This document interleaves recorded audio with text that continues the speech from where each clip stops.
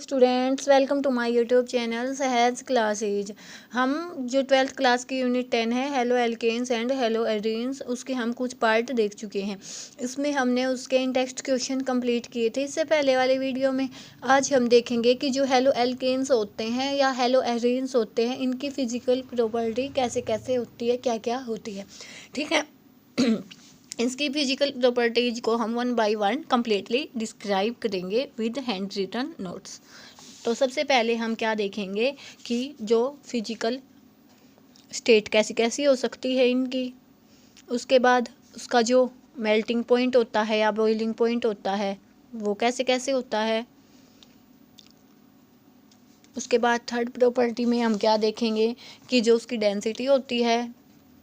उसके बाद जो उसका डाइपोल मोमेंट होता है। फिफ्थ देखेंगे कि उसकी सोल्यूबिलिटी कैसे होती है। सिक्स्थ देखेंगे कि उसकी स्टेबिलिटी कैसे होती है। और सेवन्थ देखेंगे इनफ्लामेबिलिटी। तो इनको हम वन बाय वन डिस्कस करेंगे बिल्कुल एक्सप्लेनेशन के साथ। होप आपको ये समझ आएगा। ठीक है, तो सबसे पहले हम चलते हैं फिजिकल स्टेट पे। तो देखो कि जो भी अपने एल्काइल हैलाइड होते हैं, जो एल्काइल हैलाइड होते हैं वो कलरलेस होते हैं। कब? जब वो अपनी प्योर फॉर्म में हों। लेकिन जो ब्रोमाइड होगा, आयोडाइड होगा, उसको जैसे ही हम लाइट में एक्सपोज करेंगे तो उसमें क्या होगा, डेवलप कलर हो जाएगा। ठीक है, तो सबसे पहली बात क्या हो गई कि जितने भी एल्काइल हैलाइड होते हैं वो कलरलेस होते हैं। लेकिन जो ब्रोमाइड आयोडाइड होता है, जब उसको एक्सपोज करेंगे लाइट में तो वो कलर शो करते हैं। उसके बाद क्या है कि जो मिथाइल क्लोराइड है, मिथाइल ब्रोमाइड है, इथाइल क्लोराइड है, ये क्या होती हैं, गैसेज होती हैं रूम टेम्परेचर पे। और जो higher chloro bromo iodo compound are either liquid और सॉलिड्स। तो जो देखो मिथाइल लिया तो मतलब हमने सिंगल कार्बन लिया, लेकिन जब हम इसकी हायर लेंगे ना, हायर कंपाउंड जैसे प्रोपाइल हो गया, ब्यूटाइल हो गया, उस केस में तो क्या होगा, ये तो लिक्विड होंगे या तो सॉलिड होंगे। लेकिन जो इसके नीचे वाले कंपाउंड होते हैं ना, जैसे मिथाइल क्लोराइड हो गया, मिथाइल ब्रोमाइड हो गया, उन केस में तो ये गैसेज होंगी। लेकिन जब इसके हायर कंपाउंड ले लेंगे जैसे प्रोपाइल हो गया, ब्यूटाइल हो गया, उस केस में क्या होंगे, या तो लिक्विड होंगे या तो सॉलिड्स होंगे। उसके बाद इसकी स्मेल देखें तो क्या होगी, स्वीट होगी। तो कौन से पॉइंट देखें। फर्स्ट पॉइंट कलरलेस होंगे मोस्टली जो होते हैं। उसके बाद ब्रोमाइड हो गया, आयोडाइड हो गया, वो क्या होंगे कि वो जब उसको हम हीट लाइट में एक्सपोज कर देंगे तो उसमें कलर हो जाएगा। थर्ड पॉइंट क्या हो गया, जब उनके नीचे वाले कंपाउंड लेंगे जैसे मिथाइल हो गया, मिथाइल क्लोराइड हो गया, मिथाइल ब्रोमाइड होगा, तो वो तो गैसेज होंगी। लेकिन जब उसके हाईएस्ट कंपाउंड पे चलेंगे ना तो वो क्या होंगे, हमेशा सॉलिड या लिक्विड होंगे। और जो इसकी स्मेल होती है वो कैसी होती है, स्वीट स्मेल होती है। तो जो अपना पॉइंट फर्स्ट था फिजिकल स्टेट वो देख लिया। सेकेंड पॉइंट हमने क्या देखा था, मेल्टिंग एंड बॉइलिंग पॉइंट। तो इसको हम पहले वन बाय वन डिस्कस करेंगे। तो सबसे पहले किसमें, हेलो एल्केन्स के केस में देखेंगे, उसके बाद हेलो एल्डीन्स के केस में देखेंगे। तो सबसे पहले हेलो एल्केन्स में देखते हैं। तो हमने क्या देखा था, एक तो मान लिया मैं ये लिख दूँ CH4, एक अपना ये हो गया CH3Cl। तो इस केस में हम क्या देखेंगे, देखो मास है, मोलिकुलर मास है, इसकी बजाय तो इसका ज़्यादा होगा क्योंकि H की बजाय Cl का ज़्यादा होता है। तो जितना ज़्यादा मोलिकुलर मास होगा तो जो फोर्स ऑफ अट्रैक्शन होगा वो भी ज़्यादा होगा मतलब स्ट्रॉन्ग होगा। जितना ज़्यादा फोर्स ऑफ अट्रैक्शन होगा तो जो मोलिक्यूल है उसको तोड़ना बहुत ही मुश्किल होगा। तो जो मेल्टिंग पॉइंट होगा या बॉइलिंग पॉइंट होगा वो क्या हो जाएगा, हाई हो जाएगा। ये एक बात तो होगी अपनी ये कि जो भी अपने हेलो एल्केन्स हैं सिंपल हाइड्रोकार्बन्स के रिस्पेक्ट में देखेंगे तो अपने हेलो एल्केन्स का जो बॉइलिंग पॉइंट या मेल्टिंग पॉइंट होता है वो हमेशा ही ज़्यादा होगा। तो फर्स्ट पॉइंट तो ये अपना हो गया कि जो भी अपने हेलो एल्केन्स हैं उनका ज़्यादा होगा किससे, हाइड्रोकार्बन से। ठीक है, सेकंड पॉइंट में हम क्या देखेंगे कि देखो हेलो एल्केन्स में भी क्या हो सकता है, आयोडीन हो सकता है, ब्रोमीन हो सकता है, क्लोरीन हो सकता है, फ्लोरीन हो सकता है। तो इस केस में हम क्या देखेंगे, ये अपने पास हैं। ठीक है, तो यहाँ से हम क्या देखेंगे कि जितना ज़्यादा मॉलिक्यूल का इसका हैलोजन का साइज बड़ा होगा उतना ज़्यादा ही वो इसके नज़दीक होगा तो फोर्स ऑफ अट्रैक्शन ज़्यादा होगा तो जो इसका मेल्टिंग पॉइंट है इसकी बजाय ज़्यादा होगा। क्योंकि एक तो मान लिया मैंने ये ले लिया इसका साइज ना कि इनके बीच में क्या होना, आपस में अट्रैक्शन होना है। एक मैंने ये ले लिया ये वाला, एक मैंने इससे भी ये ले लिया, एक हमने ये ले लिया, तो सिंपल सी बात है कि दोनों में जो कनेक्शन होगा वो तो इसमें ज़्यादा होगा, इसमें ज़्यादा होगा तो जो भी बॉइलिंग पॉइंट होगा वो भी इसका ज़्यादा होगा, तो जो इसका ऑर्डर हम देंगे वो ऐसे देंगे। ठीक है, उसके बाद क्या है कि मान लिया हमने सेम टाइप ऑफ हैलोजन ले लिया कि भाई ये तो ठीक है, आयोडीन, ब्रोमीन, क्लोरीन, फ्लोरीन है, इन केस में तो हम देख लेंगे कि हमने तो सेम टाइप का हैलोजन ले लिया। सेम टाइप का हैलोजन जब हम लेंगे तो उस केस में क्या होगा कि जितनी ज़्यादा बड़ी एल्काइल चेन होगी उतना ही क्या होगा, बॉइलिंग पॉइंट ज़्यादा होगा। जैसे कैसे, ये ले लें हम CH3 CH2 CH2 CH2 Cl, एक तो अपना ये हो गया, एक इसमें से CH2 कट कर देंगे, CH3 CH2 CH2 यहाँ पे Cl लगा दे कि भी ये कम हो गया, तो इस केस में हम देखेंगे तो जो इसका बॉइलिंग पॉइंट है वो ज़्यादा होगा, कि जितनी ज़्यादा बड़ी एल्काइल चेन होगी उतना ही ज़्यादा बॉइलिंग या मेल्टिंग पॉइंट होगा। लेकिन अब एक कंडीशन ये भी हो सकती है कि मान लिया कि जो एल्काइल की चेन भी इतनी बड़ी है, मतलब same number of carbon atom है और जो अपना हैलोजन है वो भी सेम है, तो उस केस में क्या होगा, हो सकता है कि जो ब्रांचिंग हो, ब्रांचिंग का मतलब क्या है कि एक तो सिंपल मैंने ये ले लिया,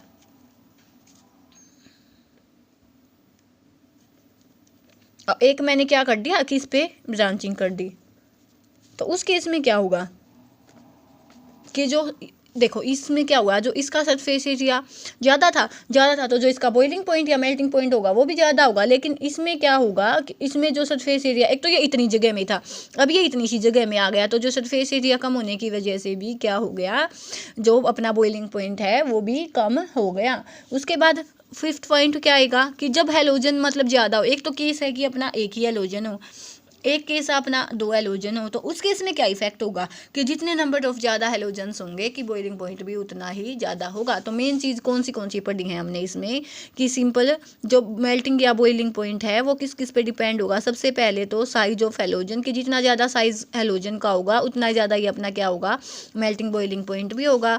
उसके बाद कि जो साइज ऑफ एल्काइल चेन, कि जो साइज ऑफ एल्काइल चेन जितनी ज़्यादा बड़ी होगी उतना ही ज़्यादा क्या होगा, अपना मेल्टिंग बॉइलिंग पॉइंट होगा। उसके बाद इन्वर्सली प्रोपोर्शनल होगा किसके, ब्रांचिंग के। उसके बाद डायरेक्टली प्रोपोर्शनल होगा नंबर ऑफ हैलोजन्स के। तो हमने ये मेनली इसके 5 पॉइंट देख लिए। साइज ऑफ हैलोजन के डायरेक्टली होगा, साइज ऑफ एल्काइल चेन के भी, मतलब सिंपल एल्काइल चेन है तो उसके भी डायरेक्टली होगा, ब्रांचिंग हो गई तो उसके इन्वर्सली होगा। उसके बाद जितने ज़्यादा हैलोजन्स होंगे उतना ही ज़्यादा मेल्टिंग बॉइलिंग पॉइंट होगा। ठीक है, तो होप आपको ये समझ आया होगा। तो अब देखते हैं हम यहाँ से, आप चाहें तो इसका स्क्रीनशॉट ले सकते हैं। ठीक है, देखो क्या था कि हाई मोलिकुलर मास होने की वजह से जो इंटरमोलिकुलर फोर्स ऑफ अट्रैक्शन है वो ज़्यादा होगा, तो हाई मेल्टिंग बॉइलिंग पॉइंट हो जाएगा। ऐसे ही मान लिया सेम एल्काइल ग्रुप है तो बॉइलिंग पॉइंट होगा ना हेलो एल्केन्स का, वो किस पे डिपेंड होगा, साइज ऑफ हैलोजन पे। जितना ज़्यादा बड़ा साइज ऑफ हैलोजन होगा उतना ही ज़्यादा बॉइलिंग या मेल्टिंग पॉइंट होगा। थर्ड पॉइंट क्या है कि जब भी अपनी एल्काइल रिंग है, एल्काइल चेन है, जब हम उसके एल्काइल चेन को बढ़ाएंगे, सिंपल उसमें कोई ब्रांचिंग ना हो, तो उस केस में क्या होगा कि जितनी ज़्यादा बड़ी एल्काइल चेन होगी उतना ज़्यादा क्या होगा, बॉइलिंग पॉइंट होगा। इसके बाद इसका फोर्थ पॉइंट क्या है कि सेम टाइप के एलाइड वहाँ पे ब्रांचिंग हो गई तो बॉइलिंग पॉइंट अपना कम हो जाएगा। फिफ्थ पॉइंट क्या है कि जितने ज़्यादा नंबर ऑफ हैलोजन्स होंगे जो अपना बॉइलिंग मेल्टिंग पॉइंट भी ज़्यादा हो जाएगा। तो ठीक है, आप चाहें तो इसका स्क्रीनशॉट ले सकते हैं। ये तो हमने किसके केस में देख लिया, हेलो एल्केन्स के केस में देख लिया। अब हम क्या देखेंगे, जो हेलो एथीन्स होते हैं उनके केस में ये कैसे होता है। तो अब हम देखेंगे 1 बाय 1 हेलो एथीन्स के केस में। इसमें भी सेम है कि जब हैलोजन, ये हमने ये देखा था कि जब भी हैलोजन का जो साइज़ होगा उसके अकॉर्डिंग ही क्या था कि जो इसका ज़्यादा था, क्यों यहाँ पे हैलोजन का साइज़ बड़ा है तो इसका मेल्टिंग बॉइलिंग पॉइंट ज़्यादा था। ऐसे ही हेलो एथीन्स के केस में भी हो जाएगा कि जब हमने ये लिया है तो इसमें क्या है, आयोडीन है, आयोडीन का साइज़ ज़्यादा होता है, ज़्यादा होने की वजह से जो इसका मेल्टिंग बॉइलिंग पॉइंट है वो भी ज़्यादा होगा।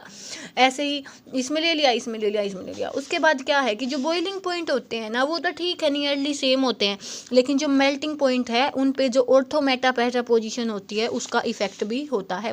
क्या कि जो मेल्टिंग पॉइंट होता है ना पैरा आइसोमर का वो हमेशा ही ज़्यादा होता है। क्यों, क्योंकि देखो इसमें ये क्या है, सिमेट्रिकल है। इसमें तो क्या है कि इन दोनों के बीच में एक कार्बन का गैप है, इनमें कितने का है, 1 2 3 का है, तो कोई सिमेट्री नहीं है। लेकिन जब पैरा आइसोमर के केस में देखते हैं हम तो क्या होगा, यहाँ पे भी 1-2 का गैप है, यहाँ पे भी 1-2 कार्बन्स का गैप है, तो जो ये होगी वो क्या होगी, एक वो होगी सिमिट्री होगी। सिमिट्री होने की वजह से जो इसके पार्टिकल्स हैं वो क्लोजली पैक होंगे, क्लोजली पैक होने की वजह से जो इसका इंटरमोलिकुलर फोर्स है वो भी ज़्यादा होगा। वो ज़्यादा होने की वजह से जो पैरा आइसोमर्स है इनका जो मेल्टिंग पॉइंट होता है वो ज़्यादा होता है बजाय कि ऑर्थो या मेटा आइसोमर्स से। ठीक है, तो अब आपको ये समझ आया होगा। क्या क्या देख लिया हमने कि जो हेलो एल्केन्स हैं उनमें मेल्टिंग बॉइलिंग पॉइंट कैसे होता है, और जो अपने हेलो एड्रीन्स हैं उनमें मेल्टिंग बॉइलिंग पॉइंट कहता है। इनमें कोई ज़्यादा गैप नहीं है, लेकिन हमने क्या देखा है कि जो पैरा वाला होता है उसमें सिमिट्री ज़्यादा होने की वजह से क्या होगा, इसका जो मेल्टिंग पॉइंट है वो ज़्यादा होगा, बॉइलिंग पॉइंट में इतना खासा कोई इफेक्ट नहीं होगा। ठीक है, तो यहाँ से हमने ये भी देख लिया। उसके बाद सेकंड जो अपना पॉइंट आता था क्या था, डेंसिटी, कि जो डेंसिटी होगी उसका उस पर क्या इफेक्ट होगा। तो यहाँ पे हम क्या देखेंगे कि fluoride and chloride are generally lighter than water but alkyl bromide and halide are heavier, कि जो भी अपने एल्काइल हैलाइड होंगे उसमें से जब हम फ्लोराइड को लेते हैं या क्लोराइड को लेते हैं तो वो तो लाइटर होंगे H2O से, लेकिन जब एल्काइल ब्रोमाइड को लेते हैं या उसके हैलाइड्स को लेते हैं तो वो क्या होंगे, हैवियर होंगे। कहने का मतलब क्या है, ये भी हो गया अपना, ये क्या डेंसिटी कहने का मतलब क्या है कि जब हम एल्काइल फ्लोराइड लेंगे या ब्रोमाइड लेंगे तो उस केस में क्या होगा, इसकी डेंसिटी होगी लेस देन H2O, लेकिन जो अपने क्लोराइड और जब हम ब्रोमाइड लेंगे तो उसकी डेंसिटी होगी H2O से ज़्यादा। ठीक है, तो यहाँ पे हम देखेंगे तो डेंसिटी यहाँ पे Cl लिया है, यहाँ पे ब्रोमीन लिया है, यहाँ पे आयोडीन लिया है, तो जो आयोडीन है या ब्रोमीन है इसकी जो डेंसिटी है वो इतनी ज़्यादा है, लेकिन क्लोराइड के केस में इतनी कम है। ठीक है, उसके बाद क्या होगा, as the size of alkyl group increases the density of alkyl halide goes on decreasing, कि जैसे जैसे हम एल्काइल का साइज बढ़ाएंगे तो जो अपनी डेंसिटी है वो घटती चली जाएगी। तो डेंसिटी इनवर्सली प्रोपोर्शनल होगी किसके, एल्काइल चेन की। ठीक है, अब जो नेक्स्ट पॉइंट अपना वो क्या देखेंगे कि जो डेंसिटी है वो इंक्रीज करेगी किसके साथ, increasing number of halogen atoms, की जो डेंसिटी है जब हम हेलोजन को बढ़ाएंगे तो उस केस में क्या होगा कि अपनी डेंसिटी भी बढ़ेगी। सेम ऐसे ही जैसे बॉइलिंग मेल्टिंग पॉइंट वाला हमने देखा था। लेकिन अब हम यहाँ पे एक बात क्या देखते हैं, तो हमने सिंपल एल्काइल हैलाइड देखे हैं, लेकिन जब हम बात किसकी होगी, एल्काइल हैलाइड की होगी, तो उस केस में चाहे कौन सा भी ले लें हम, फ्लोराइड हो, क्लोराइड हो, ब्रोमाइड हो, आयोडाइड हो, उस केस में सभी के सभी हैवी होंगे किससे, वाटर से।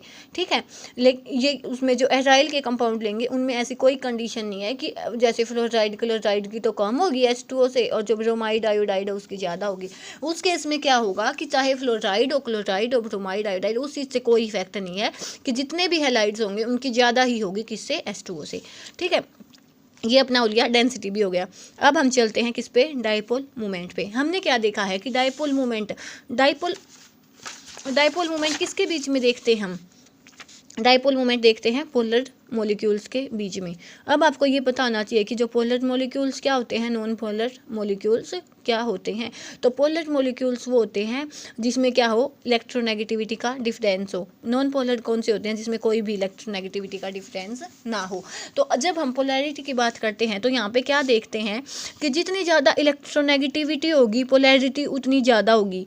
तो जो हम यहाँ पे देखेंगे तो डाइपोल मोमेंट का ऑर्डर होगा वो क्या होना चाहिए, ऐसे ही होना चाहिए कि मान लिया इसकी फ्लोरीन का, फिर क्लोरीन का, ब्रोमीन का, आयोडीन का। क्यों, क्योंकि इलेक्ट्रोनेगेटिविटी का ऑर्डर ये होता है। तो यहाँ से हम जब डाइपोल मोमेंट लेके चलेंगे तो वो भी यही होना चाहिए, ऐसे यही होना चाहिए, लेकिन ऐसा नहीं होता। क्यों नहीं होता, क्योंकि जो F का साइज होता है वो बहुत ही स्मॉल होता है। स्मॉल होने की वजह से जो क्लोरीन है डाइपोल मोमेंट के केस में वो इससे डोमिनेट कर जाता है और ये इसके बाद आता है। जो सही ऑर्डर होता है डाइपोल मोमेंट का वो ऐसे होता है। क्यों, क्योंकि जो फ्लोरीन है इसका साइज होता है स्मॉल साइज होने की वजह से इसकी जो डाइपोल मोमेंट होता है वो क्लोरीन की बजाय कम होता है। देखो हमने क्या पढ़ा है कि जो डाइपोल मोमेंट है वो बढ़ेगा किसके साथ, इंक्रीज इन इलेक्ट्रोनेगेटिविटी के साथ। तो यहाँ से हम क्या होना चाहिए था, फ्लोरीन का, उसके बाद क्लोरीन, ब्रोमीन, आयोडीन। तो इस हिसाब से तो डाइपोल मोमेंट भी ऐसे ही होना चाहिए था, लेकिन वो वास्तव में ऐसा नहीं होता है। होता कैसा है कि Cl पहले आ जाता है फ्लोरीन की बजाय। क्यों, क्योंकि इसका जो साइज होता है वो बहुत ही स्मॉल होता है। अब हम जब देखें कि एक तो हमने सिंपल लिया है क्या, फ्लोरीन वाला लिया है, एक सिंपल हमने लिया है जो ये लिया है, एक तो एराइल ले लिया, एक हमने एल्काइल ले लिया। तो उस केस में क्या होगा कि जो डाइपोल मूवमेंट होगा वो क्या होगा, इसका ज़्यादा होगा, एटाइल हैलाइड का ज़्यादा होगा किसकी बजाय, जो एल्काइल अपना जो सिंपल हैलाइड है उसकी बजाय, जब हम फ्लोरीन के केस में देखते हैं तब।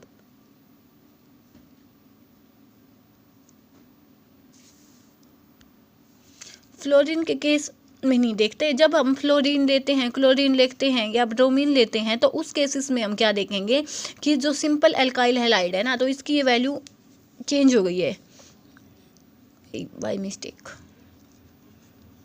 ऐसे कि जो अपने सिंपल एल्काइल हैलाइड होते हैं ना, उनकी जो डाइपोल मूवमेंट होता है वो ज़्यादा होता है बेंजील हैलाइड के केस में। जब कौन से लेंगे, फ्लोरीन ले, क्लोरीन ले या ब्रोमीन ले, ठीक है। जब सिंपल हम कौन से फ्लोरीन ले, क्लोरीन ले या जो अपना ब्रोमीन है वो लेंगे, तो उस केस में तो क्या होगा कि जो अपने सिंपल एल्काइल हैलाइड होंगे उनका डाइपोल मोमेंट ज़्यादा होगा। लेकिन जब हम जैसे ही हम आयोडीन का केस ले लेते हैं तो उस केस में क्या होता है कि जो अपना बेंजीन हैलाइड है उसका जो डाइपोल मोमेंट होता है उससे ज़्यादा होता है। ये होता है इसका एक्सेप्शन, ठीक है। तो यहाँ से आप चाहें तो इसका स्क्रीनशॉट ले सकते हैं। यहाँ से साथ ही हम देख रहे हैं तो ठीक है भाई, सिंपल हैलोजन है, लेकिन यहाँ पे एक से ज़्यादा भी हैलोजन हो सकते हैं। जैसे ये ले लिया एक तो हमने कि इसके ऑर्थो पोजीशन पे है, एक इसके मेटा पोजीशन पे है, एक इसकी पैरा पोजीशन पे है। तो जब हम पैरा पोजीशन पे लेके चलेंगे तो उस केस में तो क्या होगा कि जो डाइपोल मोमेंट है वो आपस में कैंसिल हो जाएगा। ये अप साइड है तो इतना ही क्या है, डाउन साइड है। लेकिन जब इस केस में देखेंगे तो जो डाइपोल मोमेंट होगा वो इन्वर्सली होगा किसके, थीटा के। थीटा मतलब इन दोनों के बीच में एंगल कितना, इन दोनों के बीच में एंगल कितना है 60 का, इन दोनों के बीच में कितना है 120 का। तो डाइपोल मोमेंट इन्वर्सली होने का मतलब क्या हुआ कि जितना ज़्यादा एंगल होगा उतना ही डाइपोल मोमेंट कम होगा। तो जो डाइपोल मोमेंट होगा इस आइसोमर का कम होगा बजाय कि इसके, क्यों, क्योंकि एंगल ज़्यादा है और जो डाइपोल मोमेंट है वो इन्वर्सली प्रोपोर्शनल है किसके, डाइपोल मोमेंट के। तो आप यहाँ से चाहें तो इसका स्क्रीनशॉट भी ले सकते हैं, ठीक है।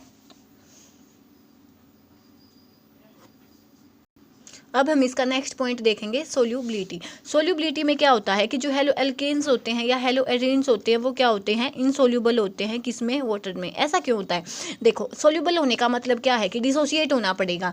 कि जो ये अपना एक्स लेते हैं, कि कोई भी हमने ये ले लिया एलो एल्केन्स लिया है या हेलो एल्केन्स लिया हमने, ठीक है, जैसे ये अपना हेलो एल्केन हो गया। ऐसे ही H2O ले लिया हमने, तो ये दोनों के बॉन्ड होते हैं ना वो बहुत ही स्ट्रॉन्ग होते हैं। उसकी बजाय मान लिया कि हम ये चाहें कि ये डिसोसिएट होकर H2O के साथ मतलब इसमें डिजोल्व हो जाएं, तो उस केस में क्या हुआ कि जो नए बॉन्ड बनते हैं ना उनकी जो एनर्जी रिलीज होती है वो बहुत ही कम होती है। लेकिन जो ये दोनों बॉन्ड बने हैं इनको तोड़ने के लिए हमें एनर्जी देनी पड़ती है, वो बहुत ही ज़्यादा देनी पड़ती है। तो सिंपल लैंग्वेज में हम क्या बोल सकते हैं कि जो ये हेलो एल्केन्स का बॉन्ड होता है या जो H2O का आपस में बॉन्ड होता है वो पहले से ही इतने ज़्यादा स्ट्रॉन्ग होते हैं कि उनको तोड़ने के लिए एनर्जी बहुत ज़्यादा देनी पड़ती है। और ज़्यादा एनर्जी देने की पड़ने की वजह से जो ये डिसोसिएशन होता है वो होता ही नहीं। तो इससे क्या होगा कि जो ये अपने हेलो एल्केन्स है, हेलो एरीन्स है, वो क्या होंगे, इनसोल्यूबल होंगे वाटर में। क्यों, क्योंकि जो RX है हेलो एल्केन्स का बॉन्ड भी स्ट्रॉन्ग होता है, H2 बॉन्डिंग भी बहुत ज़्यादा होती है।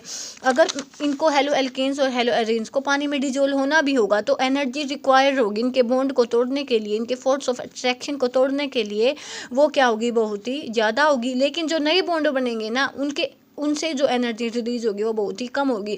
तो एक बात बताओ, कोई भी सिस्टम है वो अपनी स्टेबिलिटी को क्यों लूज करेगा। एक तो ये स्टेबल सिस्टम है, हम जो अच्छे खासे बॉन्ड हैं उनको तो तोड़ देंगे और जो मतलब वीक बॉन्ड बनेंगे उनको बना देंगे, तो ऐसा पॉसिबल नहीं है। तो इसकी वजह से जो हेलो एल्केन्स होते हैं, हेलो एरेन्स होते हैं, वो जो इनसोल्यूबल होते हैं किसमें, वाटर में।